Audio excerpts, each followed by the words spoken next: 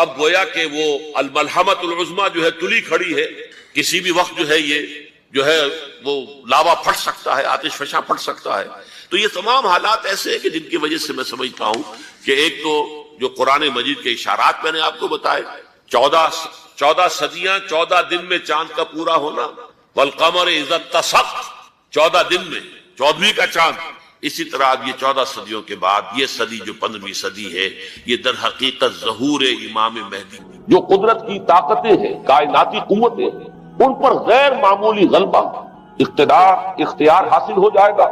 اور وہ دجال متصرف ہوگا ان تمام قواعد طبیعہ پر، بالکل ایسے انداز میں جیسے کبھی انبیاء کرام علیہ السلام کو اللہ تعالیٰ معجزے عطا فرماتا ہے۔ وہ معجزے کہ جو اللہ تعالیٰ کے فضل و کرم سے اللہ کے رسولوں کو عطا ہوئے ہیں، گویا کہ وہ سب کی سب کیفیات ہیں کہ جو دجال کے بارے میں قرآن مجید یا احادیث نبیہ میں وارد ہیں۔ مثلا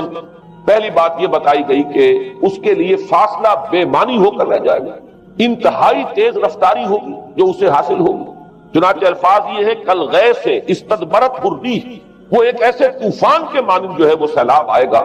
کہ جیسے کوئی بہت زوردار آندھی جو ہے اس کے ساتھ طوفان آیا کرتا ہے۔ آپ سائیکلون کا تصور کیجئے کہ جس طریقے سے وہ ایک انتہائی تیز رفتار ہوا جو ہے وہ طوفان کو لے کر آتی ہے، اس طور سے وہ فتنہ پھیلے گا۔ ایک اور حدیث میں الفاظ ہے فَلَا تَدَعُ قَرْيَةً إِلَّا حَبِطَتْهَا فِي 40 لَيْلَةً، یہ مسلم شریف کی روایت ہے حضرت نواس بن سمعان رضی اللہ تعالیٰ عنہ۔ کوئی قریہ تک نہیں چھوڑے گا دنیا کی کوئی آبادی چھوٹی سے چھوٹی جس میں وہ نہیں پہنچ جائے گا 40 دن کے اندر اندر۔ یہ اس کی تیز رفتاری کا عالم ہوگا، گویا کہ میں تعبیر کر رہا ہوں اسے ان الفاظ سے کہ فاصلہ بے معنی ہو کر رہ جائے گا۔ اسی کے ضمن میں بعض اور روایات آئی ہیں۔ سواری جو ہے اس دجال کی اس کو گدھے سے تعبیر کیا گیا، اس لیے کہ ظاہر بات ہے اس دور میں اور کسی شے کا اگر تذکرہ کیا جاتا ہوائی جہاز کا یا راکٹس کا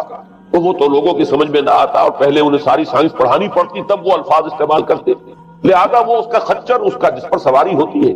لیکن اس کی تیز رفتاری کے لیے الفاظ آئے ہیں کہ اس کا ایک قدم اگر مکے میں ہوگا تو دوسرا قدم شام میں جا کر پڑے، اور الفاظ یہ آئے ہیں کہ اس کے دونوں کانوں کے درمیان فاصلہ جو ہے وہ 40 باڑ کا یعنی 80 ہاتھ کا ہوگا۔ بلکہ حضرت علی رضی اللہ تعالیٰ عنہ کے خطبے میں جو اس کا بیان ہوا ہے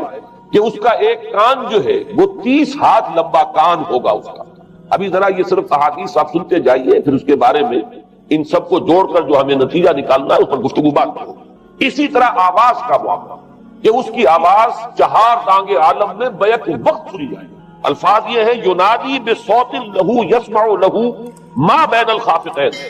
وہ ایک ایسی آواز کے ساتھ پکارے گا کہ جسے مشرق و مغرب کے مابین رہنے والا ہر شخص اس کی آواز جو ہے گویا کہ وہ تمام فاصلوں کے جو پردے ہیں اس کے لیے وہ حائل نہیں رہیں گے، بلکہ یہ کہ اس کی آواز جو ہے پوری دنیا میں مشرق و مغرب میں بیک وقت سنائی دے گی۔ تیسری بات معلوم ہوتی ہے کہ علاج معالجہ وہ اس انتہا کو اور عمل جراحی اس انتہا کو پہنچ جائے گا۔ یہاں وہ الفاظ آئے ہیں جو قرآن مجید میں حضرت مسیح کے معجزات کے لیے آئے۔ حضرت مسیح کے الفاظ جو ابرئ الاکمہ والابرص، کہ میں مادر زاد اندھے کو اور جو کوڑھ کا برس تو ان دونوں کو میں ٹھیک کر دیتا ہوں۔ حضرت مسیح علیہ السلام صرف ہاتھ پھیرتے تھے اور مادر زاد جو نابینا ہے، اندھا، بینائی اس کی آ جاتی تھی، اور کوڑھی جو ہے اس کے جسم پر ہاتھ پھیرتے تھے، اس کا کون درست ہو جاتا تھا۔ ابرئ الاکمہ والابرص، وہی الفاظ آئے حدیث میں کہ دجال کو یہ قدرت حاصل ہو جائے گا۔ نمبر 2 یہ کہ وہ یحیی الموتیٰ، جیسے کہ حضرت مسیح کے الفاظ ہے وہ احیی الموتیٰ، میں زندہ کرتا ہوں مردے کو۔ حضرت مسیح فرماتے تھے ایک مردے کو قم باذن اللہ، وہ کھڑا ہو جاتا تھا۔ بالکل اسی طریقے سے دجال کو بھی قدرت حاصل ہو جائے گی کہ وہ مردوں کو زندہ کرے گا۔ مزید وضاحت ایک حدیث میں یہ ہے کہ وہ ایک شخص کو آری کے ساتھ بیچ میں سے چیرے گا، 2 ٹکڑے کر دے گا، پھر سینے گا اور زندہ کر دے گا۔ معلوم یہ ہوا کہ علاج معالجے کا علم اور دوسرے یہ کہ جراحی کا علم جو ہے وہ اپنی ان بلندیوں کو پہنچے گا کہ اس حد تک انسان کی رسائی ہو جائے گا۔ چوتھی بات، اس کو زمین اور فضا پر اس قدر غلبہ حاصل ہو جائے گا۔ الفاظ یہ حدیث کے یامر السماء فتنبت، وہ آسمان کو حکم دے گا بارش برسا اور وہ بارش برسائے گا۔ والارض فتنبت، اور زمین کو حکم دے گا کہ فصلیں اگا اور وہ اگائے گی۔ ویمر بالخربۃ فیقول لها اخرجی کنوزک، اور وہ کسی ویرانے پر سے گزرے گا، اسے حکم دے گا، ویران چٹیل میدان، اور حکم دے گا کہ اپنے خزانے نکال،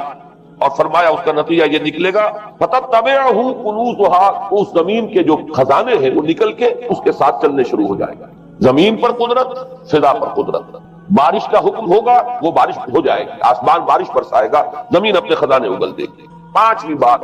وَيُبْعَثُ مَعَهُ الشَّيَاطِينُ عَلَى صُورَةِ مَن مَاتَ، اس کے ساتھ کچھ ایسے شیاطین مبعوث ہوں گے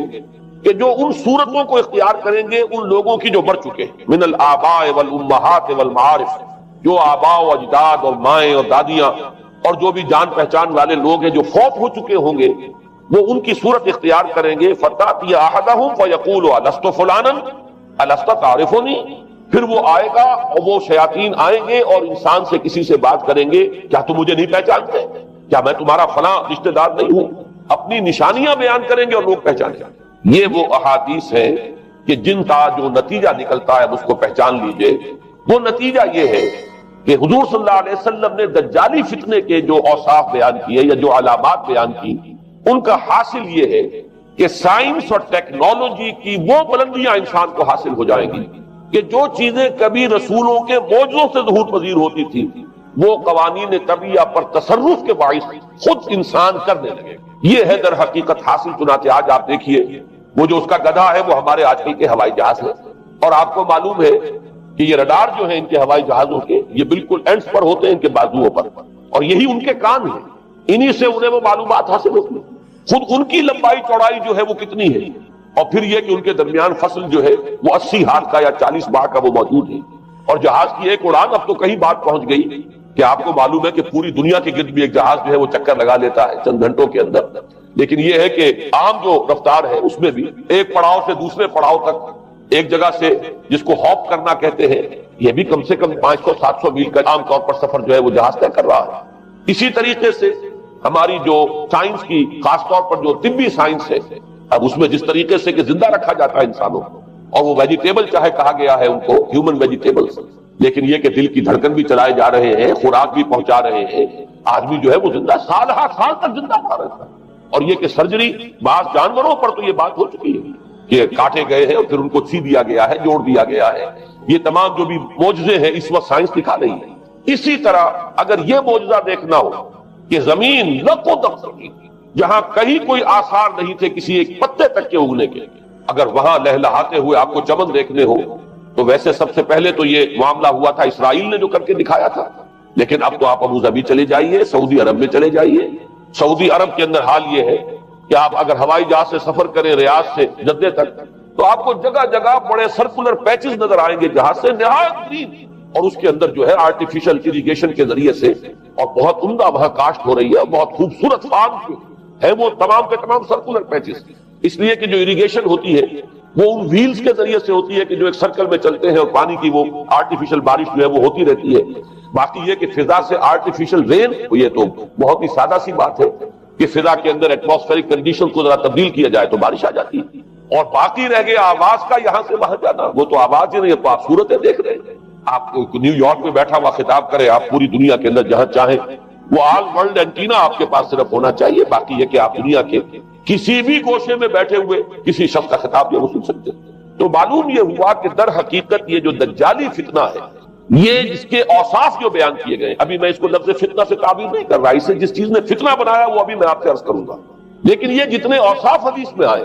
جتنی صفات بیان ہوئی، جو قوائف وہاں سامنے آ رہے ہیں، ان سب کا حاصل تو ایک لفظ میں یہ ہے کہ سائنٹیفک ڈیولپمنٹ اور ٹیکنالوجیکل ڈیولپمنٹ وہ اس درجے کی ہو جائے گی کہ قواعد طبیعیہ پر، فورسز آف دی نیچر پر انسان کو تصرف اور تسلط حاصل ہو جائے گا، اور وہ انہیں استعمال کرے گا، اور اس طریقے سے اس کے اندر وہ ساری کی ساری کیفیات جیسے کہ آج ہم دیکھ رہے ہیں اپنی نگاہوں کے سامنے وہ پیدا ہو جائے گا. اب سوال یہ ہے کہ اس شے کو فتنہ کس چیز نے بنایا؟ یہ بات سمجھ لیجیے. جہاں تک سائنسی ترقی کا تعلق ہے،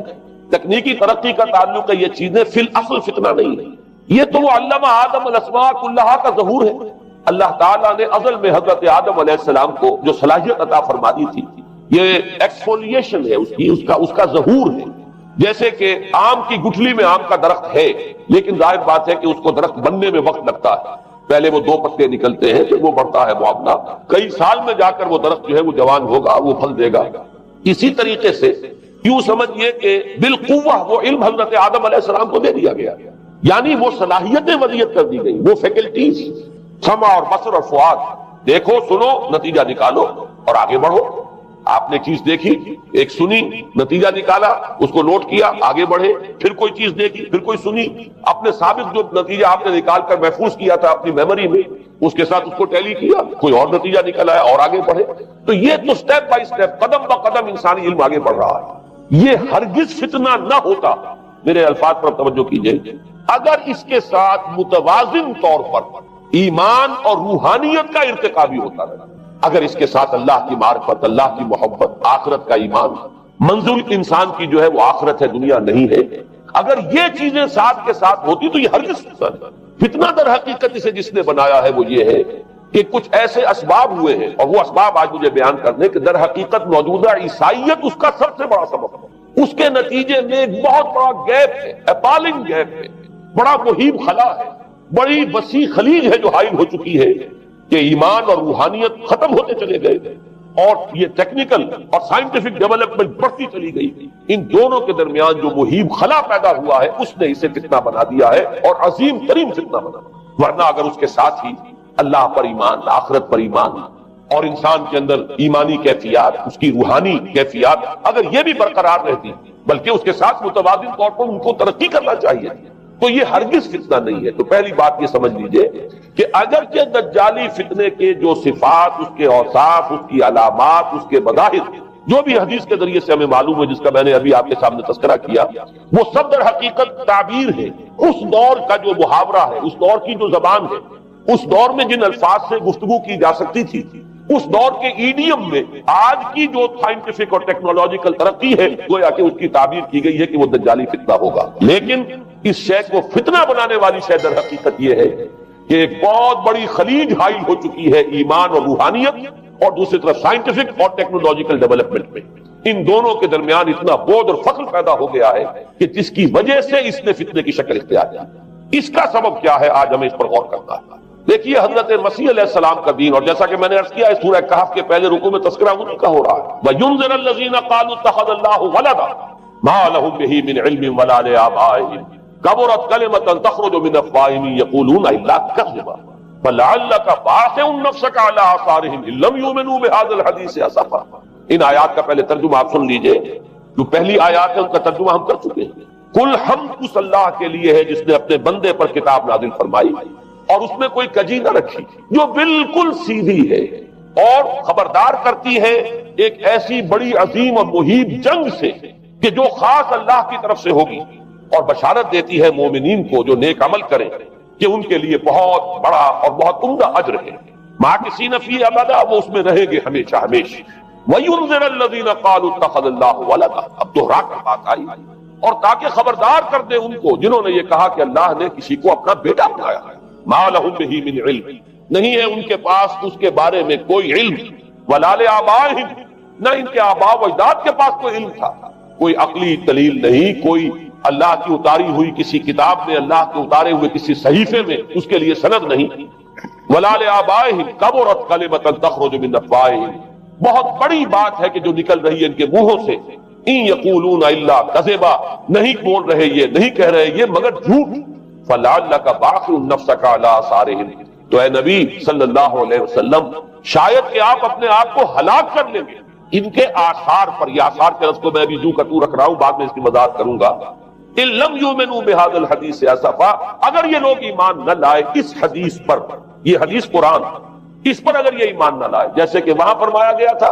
اگر رحمت خداوندی میں داخل ہونا ہے اے بنی اسرائیل تو یہ شاہجرا ہے رحمت خداوندی کا قرآن حکیم، آؤ اور داخل ہو جاؤ. یہاں پر ان عیسائیوں کو متنبہ کیا جا رہا ہے اگر وہ اس حدیث پر، یہ حدیث اللہ، اللہ کی کتاب، احسن الحدیث کتاب متشابہہ فبأی حدیث بعدہ یؤمنون، اگر اس اللہ کی حدیث پر، اللہ کی کتاب پر یہ ایمان نہ لائے تو جو ان کے آثار ہوں گے، جو نتائج نکلیں گے، ان پر اے نبی شاید کہ آپ اپنے آپ کو صدمے اور رنج اور غم سے ہلاک کر. یہ ہے در حقیقت وہ آیات جن میں تذکرہ ہو رہا ہے عیسائیت کا. لیکن عیسائیت سے مراد کیا ہے اسے سمجھیے.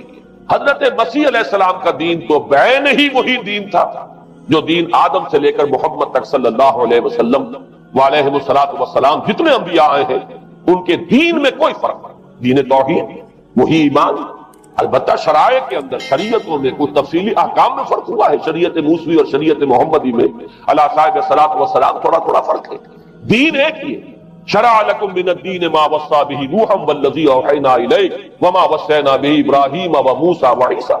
دین میں تو ہم نے وہی شے تمہارے لیے بھی معین کی ہے مسلمانوں، کہ جس کی کہ ہم نے نوح کو وصیت کی تھی، اور جس کی کہ ابراہیم کو اور موسیٰ کو اور عیسیٰ کو وصیت کی۔ دین ایک ہے، ان الدین عند اللہ الاسلام۔ تو دین مسیحی بھی وہی تھا بعین ہی جو دین محمدی ہے اور دین موسوی صلی اللہ علیہ وسلم علیہ الصلوۃ والسلام۔ البتہ حادثہ جو نہایت عظیم پیش آیا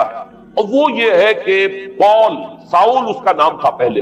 جس نے کہ اپنی زندگی میں حضرت مسیح علیہ السلام جب تک موجود تھے دنیا میں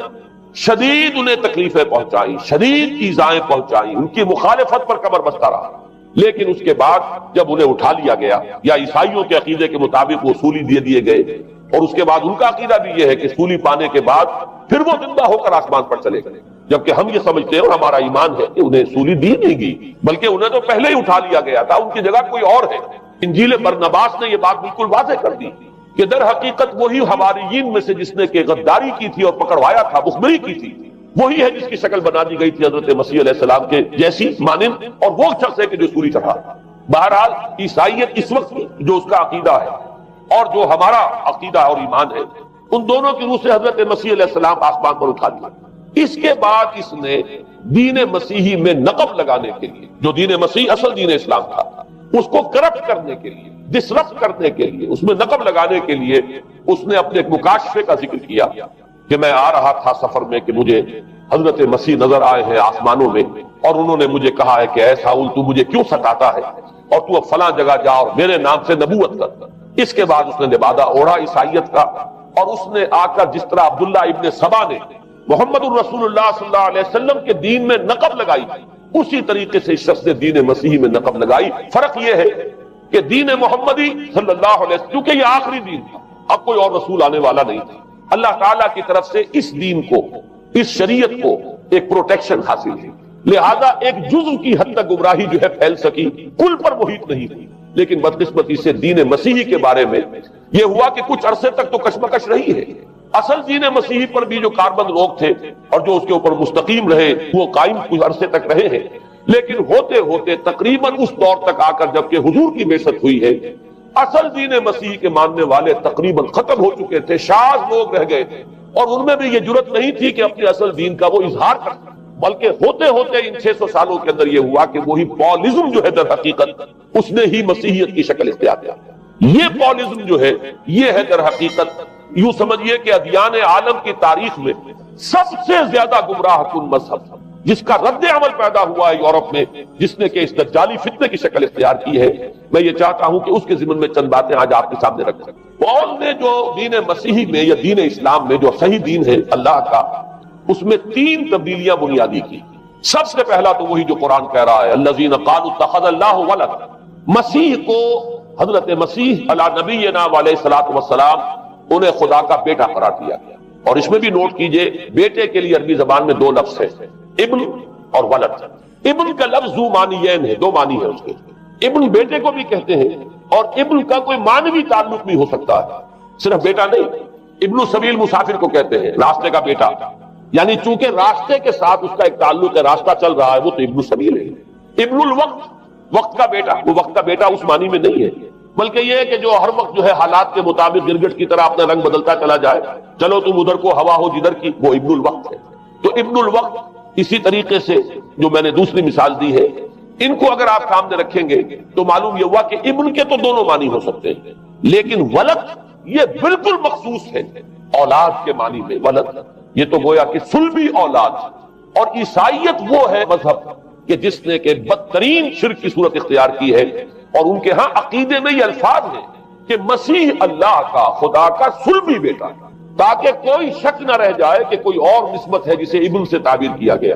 کوئی اور تعلق ہے جس کے لیے یہ لفظ اختیار کیا گیا، صلبی کا لفظ استعمال کیا گیا ہے کہ یہ خدا کا صلبی بیٹا۔ اور یوں سمجھیے اب اس کا جو نتیجہ نکلا کہ بیٹا اگر کسی کا ہے تو ظاہر بات ہے کہ وہ ہم جنس ہے، ہم نوع ہے اپنے باپ کا۔ انسان کا بیٹا انسان ہوگا، سید دادا جو ہے سید کا بیٹا سید ہوگا، مغل کا بیٹا مغل ہوگا، گھوڑے کا بیٹا گھوڑا ہوگا، گدھے کا بیٹا گدھا ہوگا۔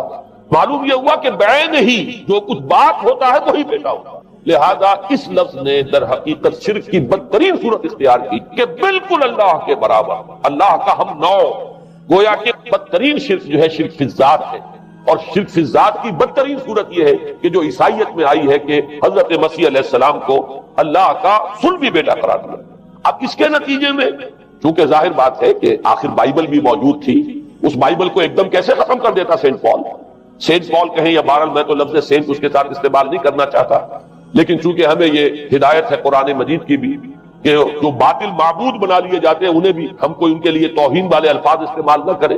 لہذا میں یہ لفظ استعمال کر رہا ہوں، ورنہ جی تو چاہتا ہے کہ کوئی اور لفظ اس کے لیے استعمال کیا جائے، لیکن جو بھی اس وقت دنیا میں اس کا معروف نام ہے پال، سینٹ پال، تو اس نے چونکہ ظاہر بات ہے کہ پوری بائبل کو کیسے ختم کر دیتا، ایک دم تورات کو کیسے ختم کر دیتا، تورات تو آج تک چلی آ رہی ہے بائبل کے ساتھ چلی ہوئی، the old testament the new testament, یہ دونوں مل کر بائبل بنتی، لہذا اب گورکھ دھندا بنانا پڑا انہیں، وہ تسلیس والا گورکھ دھندا، تین میں ایک، ایک میں تین، توحید بھی ہے تسلیس بھی ہے، تین میں ایک، ایک میں تین، اور یہ وہ شے ہے کہ جس نے عقیدے کا تعلق عقل سے منقطع کر دیا، اس سے سمجھ میں آنے والی بات ہے، تین میں ایک، ایک میں تین، ایک گورکھ دھندا ہے، نتیجہ انہوں نے یہ نکالا کہ ڈوگما در حقیقت اس کا عقل سے کوئی تعلق نہیں، ڈوگما بس عقیدہ ہے، اور اس عقیدے ہی کے اوپر سارے دین کی بنیاد ہے، باقی وہ عقل میں آئے نہ آئے، عقل کے لیے قابل قبول ہو یا نہ ہو، یہ بات اچھی طرح سمجھ لیجئے کہ اگرچہ ہمارے ہاں بھی ہم بھی یہ بات کہتے ہیں کہ بہت سے حقائق جو ہے کائنات کے وہ ایسے ہیں کہ جن تک عقل کی رسائی نہیں، اس کے لیے ہم مجبور ہیں، محتاج ہیں وحی کی ہدایت کے، لیکن دو چیزوں میں فرق کیجئے، ایک ہے عقل سے ماورا ہونا اور ایک ہے عقل کے خلاف ہونا، ان دونوں چیزوں میں زمین و آسمان کا فرق ہے۔ ایک وہ حقائق ہے کہ جو عقل از خود ان تک رسائی حاصل نہیں کر سکتی، لیکن جب وہ سامنے آتے ہیں تو عقل تسلیم کرتی ہے کہ ہاں یہ بات سمجھ میں آتی ہے۔ ایک وہ چیزیں ہیں کہ جن کو عقل تسلیم نہیں کرتی، تو ایک ہے مخالف عقل، ایک ہے ورائے عقل، ان دونوں میں زمین و آسمان کا فرق ہے۔ ہمارے دین میں تو عقل کو اپیل کیا گیا ہے، لعلکم تعقلون، لعلہم یعقلون، اولو الالباب الذین یعقلون۔ اب ظاہر بات ہے کہ عقل کو ہاتھو برہانکم ان کنتم صادقین، لاؤ دلیل اپنی، تو دلیل سے عقل سے اپیل کی گئی، اور اس میں وہ رشتہ جو میں نے کئی مرتبہ بیان کیا علامہ اقبال کے اشعار کے حوالے سے کہ عقل گو آستہ سے دور نہیں، اس کی قسمت کے پر حضور نہیں، اور گزر جا عقل سے آگے کہ یہ نور چراغ راہ ہے، منزل نہیں، منزل تک تو عقل نہیں پہنچائے گی لیکن راستہ تو دکھاتی ہے، اور جب کہ وحی کی روشنی سامنے آتی ہے تو عقل اس کی تصدیق کرتی ہے۔ یہ ہے ہمارا موقف اور یہ ہے عقلی معقول موقف، لیکن عیسائیت نے، بلکہ کہنا چاہیے پالزم نے، مجھے یہاں پر لفظ عیسائیت اب استعمال کرنا نہیں چاہیے اس لیے کہ حضرت عیسیٰ سے اب اس کی نسبت نہیں رہی، حضرت عیسیٰ سے اس کی نسبت جو ہے یہ مس نومر ہے، یہ غلط نام ہے۔ دی 100 کا مصنف جو ہے ڈاکٹر مائیکل ہارٹ، اس نے یہ بہت بڑی بات کہی، اس نے کہا در حقیقت موجودہ جو عیسائیت ہے اسے پالزم کہنا چاہیے، یہ پالزم ہے، کرسچینٹی نہیں، اس لیے کہ در حقیقت حضرت مسیح علیہ السلام کی تعلیم جب تک وہ دنیا میں تھے وہ یہ نہیں تھی کہ جو پال نے تھی، البتہ اس نے پال کو بہت بڑا شخص مانا، اس میں کوئی شک نہیں، اس لیے کہ اس نے تاریخ کے ایک دھارے کا جو ہے وہ رخ موڑ دیا ہے، اللہ تعالیٰ کے صحیح دین کو گویا کہ قلع قمع کر کے ایک نیا دین اس طریقے سے پھیلایا ہے کہ آج بھی شاید دنیا میں کثیر ترین تعداد عیسائیت ہی کے نام لیواؤں کی ہے، واللہ عالم، یا شاید گوتم بدھ کے ماننے والوں کی ہے، بہرحال یہ کہ بہت بڑی تعداد میں آج حضرت مسیح علیہ السلام کی طرف جو منسوب ہے غلط طور پر دین، اس کے نام لیوا دنیا میں، اس اعتبار سے وہ یقیناً اس کا تو حق لگتا ہے کہ اس کا نام بھی اس کتاب میں آئے کہ جس نے تاریخ کے اوپر اثرات اپنے پیدا کیے۔ اور حضرت مسیح علیہ السلام جب تک دنیا میں تھے، عیسائیت کی حقیقت بنی اسرائیل یا یہودیت کے ایک فرقے سے زیادہ نہیں تھی، ڈیٹیچ نہیں ہوا تھا یہ دین حضرت موسیٰ علیہ السلام کے دین سے، لیکن یہ کہ پال نے اسے بالکل ایک مستقل بذات ایک جدا گانا دین کی شکل دے دی ہے، تو یہ پالزم نے در حقیقت سب سے پہلا کام یہ کیا کہ عقل سے بالکل تعلق منقطع کر دیا، عقیدہ ڈوگما جو ہے وہ خلاف عقل، جو بات عقل میں آئے نہ آئے بس مان۔ تو پہلی تو یوں سمجھیے کہ نقب جو لگی ہے دین کے اندر وہ اس تسلیس کے حوالے سے، اور تسلیس کا گورکھ دھندا خلاف عقل، لہذا ڈوگما کی جو کا لفظ جو استعمال ہوا ہے کہ بس اس کو تو ہم مانیں گے چاہے وہ عقل کے لیے قابل قبول ہو چاہے نہ ہو۔ دوسرا، اس سے بھی زیادہ آپ دیکھیے ایک سے ایک بڑھ کر اینٹ رکھی جا رہی ہے، خشت اول چونے حد میں مار کر تاثریہ امیر ابر دیوار پر۔ دوسرا کفارے کا عقیدہ جو مبنی ہے صلیب کے عقیدے پر۔ مسیح نے انتہائی ذلت کی موت، یعنی صلیب کی موت جو ہے وہ خود کہتے ہیں کہ انتہائی ذلت کی موت، یہ ذلت کی موت کا پیالہ اس لیے پیا تاکہ اس کے ماننے والوں کی طرف سے کفارہ ادا ہو جائے۔ مسیح کفارہ ادا کر چکا ہے، اب جو شخص بھی مسیح کو مان لے گا اس کی گویا کی نجات ہو گئی، اس کا عمل سے کوئی تعلق۔ عمل ہو نہ ہو، بد کردار ہو، اچھا کردار والا ہو، نیک ہو، بھلا ہو، جیسا بھی ہو، برا ہو، بدماش ہو، لچا ہو، لفنگا ہو، مسیح کو مان لے، صرف ماننے پر، اس لیے کہ مسیح تو اس کی طرف سے کفارہ پیش کر چکا، سارے گناہوں کا کفارہ جو ہے مسیح نے انتہائی ذلت آمیز موت جو ہے قبول کر کے گویا کہ اپنے ماننے والوں کے تمام گناہوں کا کفارہ دے دیا۔ یہ دوسرا عقیدہ۔ اس کا نتیجہ کیا نکلا؟ تثلیث نے عقل سے تعلق توڑ دیا تھا مذہب کا، اس نے عمل سے تعلق توڑ دیا۔ ڈوگما ہی ڈوگما ہے، نہ عقل سے کوئی تعلق نہ عمل سے کوئی تعلق، کوئی تعلق نہیں رہا۔ دین کی جڑیں جو ہے دونوں اعتبار سے، دین تو نام ان دو چیزوں کا، الا الذین آمنوا وعملوا الصالحات، دونوں کی گویا کہ جڑیں منہدم ہو گئیں، بنیادیں منہدم ہو گئیں، جڑیں کاٹ دی گئیں کہ نہ اس کا تعلق عقل کے ساتھ ہے نہ عمل کے ساتھ۔ تیسری بات آئی ہے، اس نے کہا شریعت منسوخ۔ یہ عجیب ہے، دیکھیے جسے آئرنی آف فیٹ کہتے ہیں انگریزی زبان میں۔ ابھی تک بائبل کے اندر سینٹ میتھیو کے جو روایت ہے، متی کی انجیل جسے کہا جاتا ہے gospel of the Lord according to Saint Matthew, اس میں جو سرمن آف دی ماؤنٹ ہے، ایک واعظ ہونے کے اعتبار سے واقعتاً میں اس کی عظمت کا بڑا قائل ہوں، عظیم ترین واعظ ہے دنیا کا۔ اس کے شروع میں یہ الفاظ موجود ہیں، don't think I have come to destroy لا،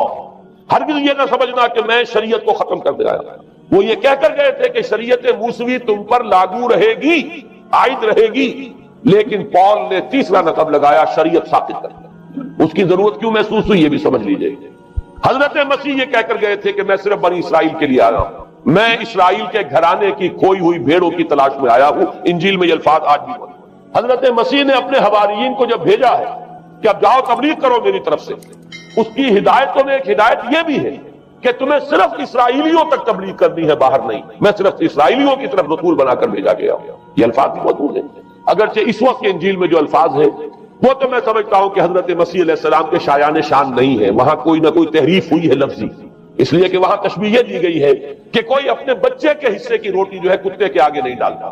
گویا کہ جینٹائلز جو ہیں غیر بنی اسرائیلی، انہیں اس جملے کی روح سے انہیں کتوں سے تشبیہ دی جا رہی ہے کہ میرے پاس میرے بچوں کے حصے کی روٹی ہے، میرے بچے ہیں اسرائیلی، میری روٹی جو ہے یہ جو میرے پاس ہے وہ اسرائیلیوں کے لیے ہے، کوئی اپنے بچوں کے حصے کی روٹی کتے کو نہیں کھلاتا۔ یہ جملہ تو میں سمجھتا ہوں حضرت مسیح کا نہیں ہو سکتا، لیکن یہ ہدایت کہ تمہیں تبلیغ صرف اسرائیلیوں میں کرنی ہے، یہ قرآن مجید کی روح سے ثابت ہے، اس لیے کہ قرآن بھی یہ کہتا ہے کہ رسولاً الی بنی اسرائیل، حضرت مسیح علیہ السلام رسول بنا کر بھیجے گئے تھے بنی اسرائیل کی طرف، اس لیے کہ وہ یوں سمجھیے کہ جسے ہمارے ہاں عام اصطلاحات میں علماء کہا کرتے ہیں تاج و تخت ختم نبوت، وہ تاج و تخت ختم نبوت تو ابھی منتظر تھا محمد رسول اللہ صلی اللہ علیہ وسلم کی آمد کا، کہ وہی آئیں گے تو انہی کی بعثت ہوگی پوری نوع انسانی کی طرف۔ آپ سے پہلے کسی رسول کی بعثت پوری نوع انسانی کی طرف نہیں ہوئی بشمول حضرت مسیح علیہ السلام۔ ہر جو ہے رسول جو آیا ہے آپ سے پہلے اپنی اپنی قوموں کی طرف آیا ہے، لیکن اس پال نے کیا کیا؟ پہلے تو یہ اصول توڑا، ہم اس دین مسیحی کی یا جو پالزم ہے اس کی اب تبلیغ کریں گے غیر اسرائیلیوں میں بھی، وہاں انہیں دقت پیش آئی۔ شریعت موسوی بڑی بھاری شریعت ہے، اب وہ بھاری شریعت جو ہے اس کو قبول کرنا تو لوگوں کے لیے آسان نہیں ہے۔ انہوں نے یہ کیا کہ یہ شریعت تم پر ثابت، شریعت کا بوجھ تم پر نہیں، برڈن آف لا یہ تمہارے لیے نہیں۔ اور میں یہاں مثال دے دینا چاہتا ہوں، بین ہی تاریخ نے اپنے آپ کو دہرایا ہے۔ عبداللہ ابن سبا نے جو فتنہ شروع کیا تھا ہمارے ہاں، ہماری تاریخ میں جو اس کے اثرات میں پیدا ہوئے، ان میں سے ایک جو ہے وہ شکل وہ اسماعیلیت والی ہے، کہ اسماعیلیت نے بھی بین ہی یہی شکل اختیار کی ہے۔ ہندوستان میں آ کر جب اسماعیلی داعیوں نے جب تبلیغ کی ہے تو شریعت ثابت کر دیا۔ آج آپ کو جو اسماعیلی ملیں گے ان کے ہاں کوئی شریعت نہیں ہے، کوئی نماز نہیں، مسجد ان کی ہوتی نہیں، جماعت خانہ ہوتا ہے، وہ کلب گھر ہے، آتے ہیں جمع ہوتے ہیں، کھانا کھاتے ہیں، اللہ اللہ خیر صلی اللہ کو باتیں چیتیں کرتے ہیں، ان کے اوپر شریعت ہے ہی نہیں، نہ روزہ ہے نہ نماز ہے۔ اور بین ہی وہی جو اختیارات میں ابھی آپ کو بتاؤں گا کہ جو پوپ کے ہیں وہی ان کے امام حاضر کے اختیارات۔ بہرحال تیسری نقب جو میں نے عرض کیا آپ سے وہ یہ تھی کہ شریعت منسوخ، اس کا نتیجہ کیا نکلا؟ اب دیکھیے ذرا غور کیجئے، ایک بہت بڑا خلا پیدا ہو گیا، وہ خلا کون پر کرے گا؟ شریعت کے بارے میں سارے اختیارات اب پوپ کو حاصل، وہ جس چیز کو چاہے حلال کر دے، جس چیز کو چاہے حرام کر دے، جس چیز کو چاہے قرار دے دے کہ یہ ممنوع ہے، جس چیز کی چاہے اجازت دے دے، اس لیے کہ اب شریعت تو نہیں ہے، خلا ہے، اس میں سوالات تو پیدا ہو گئے، یہ کام کیا جائے یا نہ کیا جائے، کون کرے گا؟ تو جب شریعت ختم ہوئی تو سارا اختیار پوپ کے ہاتھ میں آ گیا۔ یہ میں بعد میں ذرا اور تفصیل سے بتاؤں گا کہ کیسے کیسے اختیارات پھر مذہبی طبقے کے ہاتھ میں آئے ہیں۔ اس کے نتیجے میں تاریخ انسانی میں ورسٹ فارم آف تھیوکریسی پیدا ہوا۔ تھیوکریسی کسے کہتے ہیں؟ جو آج کی اصطلاح میں گالی تھیوکریسی، قائد اعظم کے جملے آپ نے کئی پڑھے ہوں گے، اسلام میں کوئی تھیوکریسی نہیں، مذہبی طبقے کی حکومت نہیں اسلام میں، اور 100% درست ہے۔ تھیوکریسی کہتے ہیں ایک مذہبی حلقے کی، مذہبی طبقے کی حکومت، اس کے ہاتھ میں اختیارات آتا ہے۔ اور قرآن مجید میں اسی وجہ سے ان کے اوپر الزام لگایا گیا اتخذوا احبارهم ورهبانهم اربابا من دون اللہ، انہوں نے اپنے علماء اور صوفیوں کو اللہ کے سوا اپنے معبود بنا لیا۔ حضرت علی ابن حاتم رضی اللہ تعالیٰ عنہ جب ایمان لائے، یہ حاتم طائی جو مشہور ہے سخاوت میں، ان کے بیٹے ہیں، قبیلہ طے سے ان کا تعلق ہے، حاتم طائی تو طے سے ہے، ان کے بیٹے عدی ہیں، یہ عیسائی تھے۔ یہ جب ایمان لائے اور پھر انہوں نے قرآن پڑھا تو انہیں ایک اشکال ہوا کہ قرآن مجید میں تو ہم پر الزام لگایا گیا ہے کہ اتخذوا احبارهم ورهبانهم اربابا من دون اللہ، تو عرض کیا انہوں نے، ڈرتے ڈرتے عرض کیا ہوگا حضور کی خدمت میں کہ حضور یہ بات تو کچھ درست نہیں معلوم ہوتی، ہم نے تو کبھی اپنے علماء اور رہبان کو خدا نہیں سمجھا، وہ اس مغالطے میں تھے کہ جب تک سجدہ نہ کیا جائے چاہے خدا نہیں مانا گیا۔ حضور نے پوچھا کیا ایسا نہیں ہے کہ جس چیز کو وہ حلال کہتے تم حلال مان لیتے ہو، جس چیز کو وہ حرام کہتے ہیں حرام مان لیتے ہو؟ جی ہاں یہ تو ہے، یہی تو فرمایا اربابا من دون اللہ، تحلیل و تحریم کا اختیار صرف اللہ کا یا اللہ کے نمائندے کی حیثیت سے اس کے رسول کے پاس ہے جس کو وحی آتی ہے، اس کے بعد کسی کو اختیار نہیں۔ اجتہاد کر سکتا ہے لیکن اجتہاد کے لیے دلیل دینی ہوگی، نص سے، کتاب اللہ سے کوئی دلیل لاؤ، سنت رسول اللہ سے کوئی دلیل لاؤ، استنباط کرو، عقل سے بات کرو، لیکن یہ ہے کہ تحلیل و تحریم یہ خدائی اختیار ہے، اللہ کے ہاتھ میں اس کا اختیار ہے، اور اللہ کے نمائندے کی حیثیت سے زیادہ یہ اللہ کے رسولوں کے ہاتھ میں اختیار آتا ہے، اس کے علاوہ کسی کے لیے، کسی اور کے لیے یہ مان لیا گیا تبھی تو ان کو خدا بنا لیا گیا۔ اسی معنی میں آج کی جمہوریت جو ہے وہ بدترین شرک ہے کہ یہاں یہ تسلیم کیا جاتا ہے کہ سوورنٹی جو ہے وہ عوام کی ہے، سوورنٹی آف دی پیپل۔ کیا معنی ہے کہ عوام کے نمائندے جو چاہیں قانون بنا دیں، جس چیز کو چاہیں حلال ٹھہرائیں، جس چیز کو چاہیں حرام ٹھہرائیں، ان کے پاس حلت و حرمت کے جو پورے اختیارات ہیں ان کے پاس آ گئے۔ یہی تو خدائی مقام ہے، خدا کا مقام دے دیا گیا، اس سے بڑا شرک کیا ہوگا؟ در حقیقت حاکمیت غیر اللہ اس دور کا سب سے بڑا شرک۔ تو وہاں یہ حق جو ہے دے دیا گیا علماء کے ایک طبقے کو، پوپ کو، تو گویا کہ تاریخ انسانی کی بدترین تھیوکریسی، بدترین مذہبی استبدادی حکومت قائم ہوئی ہے یورپ میں۔ اس کے حوالے سے میں کچھ تاریخی حوالے بھی اب آپ کے سامنے رکھوں۔ دیکھیے جب تک پال نے یہ کام شروع کیا ہے تو تقریباً 3 صدیوں تک تو یہ صرف ایک مذہبی تبلیغ کا کام ہوا ہے۔ انہوں نے کوششیں کی، محنتیں کی، پیغام پہنچایا، اور جیسا کہ میں عرض کر چکا ہوں اس وقت تک گڈمٹ تھے، پال کے ماننے والے بھی تھے اور حضرت مسیح کے جو اصل صحابہ تھے جو ان کے حواریین تھے ان کے ماننے والے بھی تھے، لہذا کشمکش ان کے اندر بھی چل رہی تھی۔ لیکن ظاہر بات ہے کہ حضرت مسیح کے اصل حواریین وہ تو اول تو یہ کہ اپنی گفتگو رکھ رہے تھے محدود بنی اسرائیل تک، نمبر 2 یہ کہ انہوں نے تو شریعت کو ثابت نہیں مانا۔ جنگل کی آگ کی طرح جو مسیحیت پھیلی ہے وہ پالزم والی مسیحیت، اس لیے کہ اس میں تو کوئی شریعت کا کوئی بوجھ نہیں، کوئی حلال نہیں، کوئی حرام نہیں، کوئی نماز نہیں، کوئی روزہ نہیں، لہذا یہ تیزی کے ساتھ پھیلی۔ اور 300 برس تک تو ایک کشمکش جو ہے جاری رہی، انہوں نے تبلیغیں کی، مصائب جھیلے، کشمکش اندر بھی چلی باہر بھی چلی۔ لیکن اس کے بعد قیصر روم کانسٹنٹائن، قسطنطین جسے کہتے ہیں، جس کا یہ قسطنطنیہ ہے، کانسٹنٹائن، اس نے یہ محسوس کیا بالکل اکبر کی طرح، جیسے اکبر نے محسوس کیا تھا کہ میری مملکت کے اندر یہ مذہبی تصادم جو ہے یہ سب سے بڑی یوں سمجھیے کہ انسٹیبلٹی کا سبب ہے، لہذا ان تمام مذہبوں کو ایک ہاون دستے میں ڈال کے کوٹ پیس کر ایک بناؤ۔ وہ جو دین اکبری یا دین الہی جو اس نے کیا تھا اس سیاسی مصلحت کی وجہ سے کہ یہ ہندو مسلم تصادم اور دوسرے مذاہب کا ٹکراؤ جو ہے وہ ہندوستان کو ایک سیاسی وحدت اور ایک اپنی سیاسی عظمت کی طرف پیش قدمی کرنے کا جو راستہ ہے اختیار کرنے سے روکتا ہے، لہذا یہ کام کیا جائے۔ یہی قسطنطین نے کیا۔ اس نے جب دیکھا بڑی کشمکش چل رہی ہے اس نے خود عیسائیت اختیار کیا۔ عیسائیت کون سی اختیار کی؟ پالزم والی۔ ظاہر بات ہے اس کے لیے بھی اصل عیسائیت اختیار کرنا جو ہے مشکل تھا، پالزم والی۔ اور اس کے بعد یہ اب اسٹیٹ کی جو مشینری تھی، جو طاقت تھا، جو دباؤ تھا، اس کے حوالے سے اب یہ مسیحیت جو ہے پورے رومن امپائر کے اندر اب یہ بڑی تیزی کے ساتھ جس کو کہنا چاہیے اس کا ایک نظام قائم ہوا، اور جو مذہبی طبقہ تھا اس کا اقتدار مستحکم۔ اس کے باوجود 200 برس اور گزرے۔ یونان چونکہ بہت بڑا مرکز تھا علم کا، فلسفے کا، سائنس کا، حکمت کا،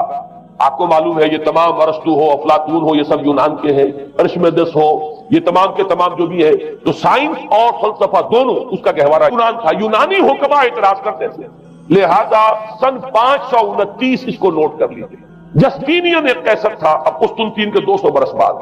اس نے اپنی پوری مملکت میں فلسفہ اور سائنس کی تعلیم حرام قرار دی۔ کوئی نہ فلسفہ پڑھ سکے گا نہ سائنس، جو فلسفہ پڑھے گا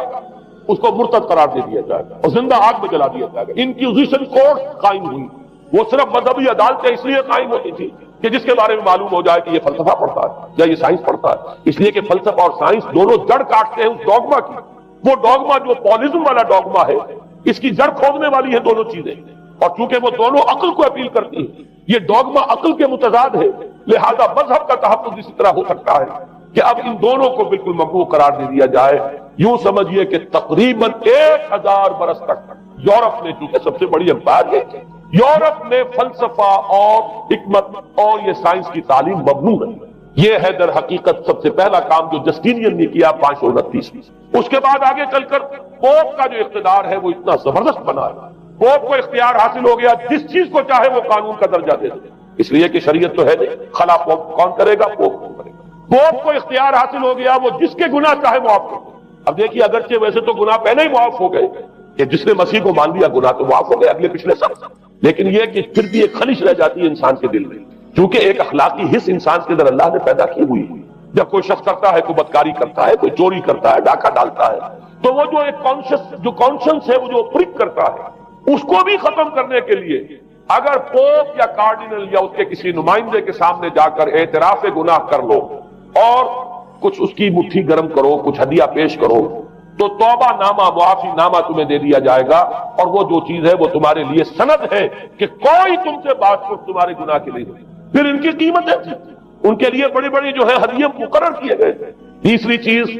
بائبل کا اول تو یہ کہ مفہوم جو ہے وہ کوئی سند نہیں، اس لیے کہ بائبل ہانٹ کر رہی تھی، اولڈ ٹیسٹمنٹ بھی ہے، یہ حضرت مسیح کی یہ 4 انجیلیں بھی ہیں، یہ تعلیم کچھ اور ہے، لہذا بائبل جو ہے وہ سند نہیں ہے، سند پوپ کا جو ہے فرمان وہ سند۔ بائبل کی شرح کرنے کی، بائبل کی طرف سے کوئی دلیل لانے کی کسی کو کوئی حق حاصل نہیں۔ یہ جبر تھا، یہ تشدد تھا یورپ میں،